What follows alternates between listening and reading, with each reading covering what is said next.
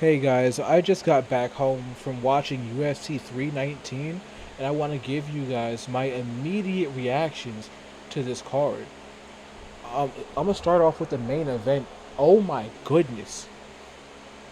Hamzat Shemaev is unbeatable. 5 round domination over Dricus du Plessis. Even when he was labored, he was still getting the takedowns with ease. Completely and totally controlling Dricus however he wanted. And it didn't even really start to get scrappy to the end of the fifth. And then somehow DDP found himself in mount and somehow found his way on Shemaev's back, working on a choke. I wish that was in round 3 and not in round 5. Insane, insane. Like, it was the first time Dricus plot armor just didn't work. He met a guy who would make him pay for every mistake he made on the feet and on the ground. And Hamzat Shemaev, dominant decision. I think the official scorecard is 50-44. On to the co-main event. What I tell you. What I tell you. Lerone Murphy flatline KOs Aaron Pico about 3 minutes into round 1. Immediately into the fight, the speed and power of Pico was giving Murphy problems. But Murphy just kept sticking, kept moving, kept his guard up. And eventually, in transition, like I said, Aaron Pico, with his hands by his waist, gets spinning back elbowed out cold. That's what I'm telling you. Lerone Murphy got a first round knockout, and Hamzat Shemaev won a decision. Crazy world we live in. Feature fight of the card was Carlos Prates versus Jeff Neal. Now, I'm not going too deep into any of these fights because I'm going to make individual videos on them. I'm giving you my immediate thoughts after getting home. Prates is a fucking problem. Spinning back elbow KOs Jeff Neal out cold in round 1. At the end of round 1, he didn't need to go for that. He was clearly winning round 1. He didn't need to go for that. He did that shit for the love of the game. Insane. Down the card, we got MVP versus Jared Cannonier.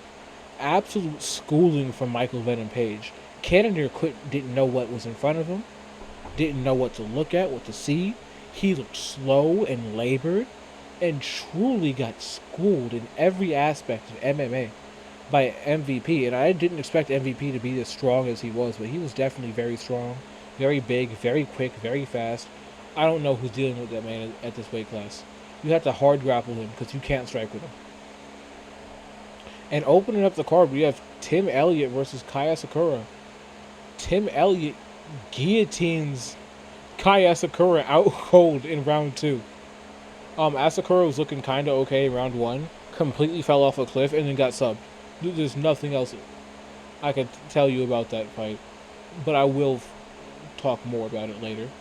Headlining the prelims, we have the guy making his debut off of 4 days' notice off the Contender Series versus Eric Nolan. Very, very close and competitive, scrappy fight, but he gets his way, locks in round 2, and gets a submission. And I will talk about this one, actually. He's hurting Eric Nolan. Eric Nolan's hurting him. They're going back and forth for the entirety of round 1. And at the end of round 1, he actually, was on really wobbly legs. Eric Nolan definitely won that first round. I have no clue why bro was smiling. Because he was getting the fuck beat out of him, but he locked in round 2. And it was one-way traffic. One fight down from that, we have Mikhail Olasechuk versus Gerald Meerschaert. The legendary GM3. Fucked up, dropped twice, and put out cold by Mikhail Olasechuk in round 1. Absolutely disgusting work. That body head movement was oof. Next up, we have Lupi Godinez versus Jessica Andrade.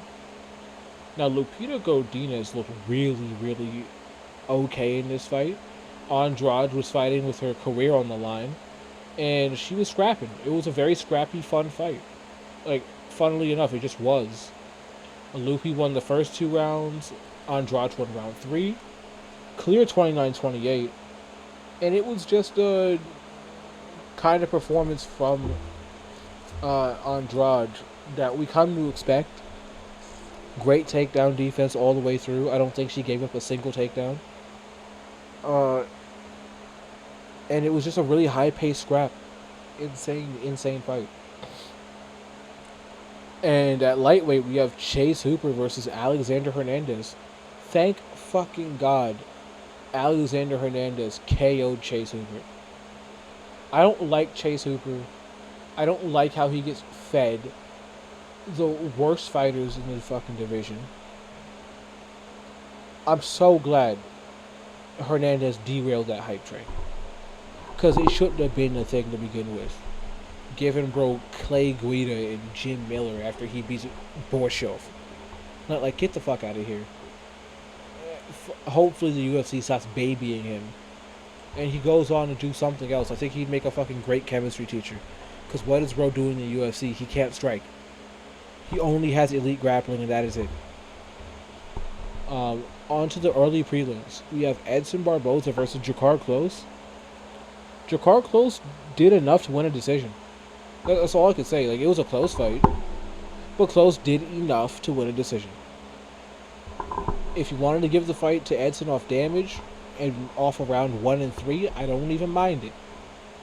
But in the moments when they were clinched up, Jakar Close was still throwing. Nothing punches, nothing knees, little tappy strikes. But it's something, and something is better than nothing. That is why Jakar Close won this decision. And I didn't watch the other 2 fights on the card. I'm going to watch those and give them their own separate video. But let's go back to, damn, like, this card was fucking crazy, like, all the way through, actually, now that I think about it. Let's go back to the, Chase Hooper fight. It's literally Chase Hooper not being able to hold range as Alexander Hernandez, in the best shape we've ever seen him, is darting in and out of range, landing whatever the fuck he wants, and then in, like, the last 10 seconds, cracks him with an overhand right, and I shit you not, like, 2 seconds left in the round, he's just hammering the side of Chase Hooper's head, and Hooper's doing nothing. And the ref just steps in and calls it.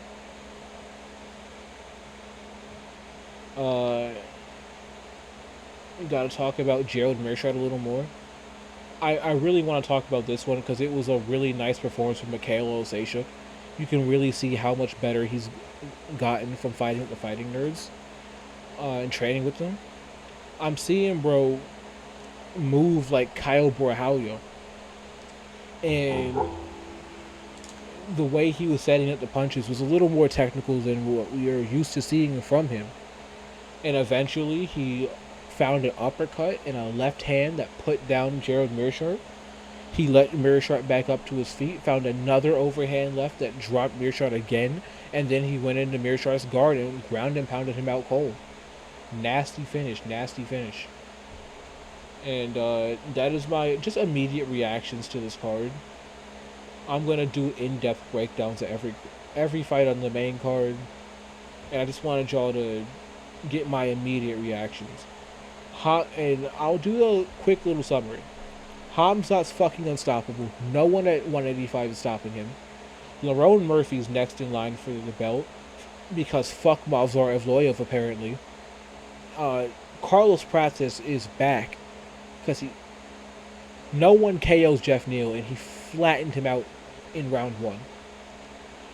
No one can strike with MVP because he's the best striker in the UFC, bar none, not even close.